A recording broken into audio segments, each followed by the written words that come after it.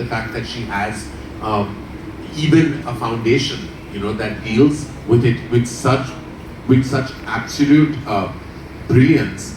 I had to say that it was something that I felt like I needed to share, because I feel like a lot of us in as public figures, you go through things, and I feel if you touch on those topics, you're empowering many others to also speak about it.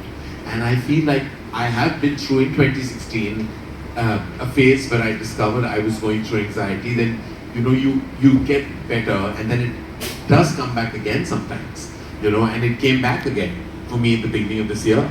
And what you do is you address it, and you have to, the first thing is you acknowledge it, and then you address it.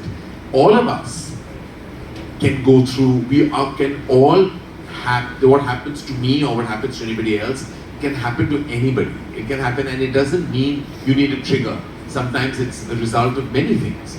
Sometimes there is a trigger.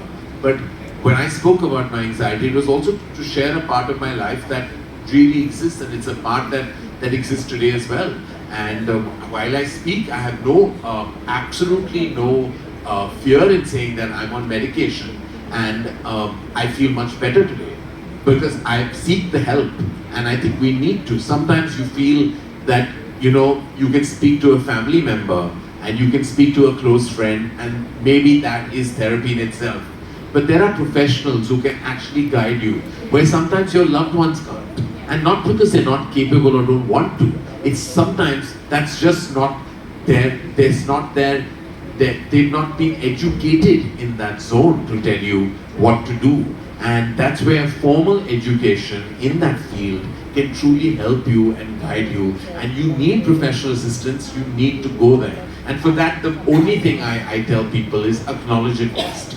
Acknowledge it to yourself, and you make sure that family members also are aware, and then you take that step that you have.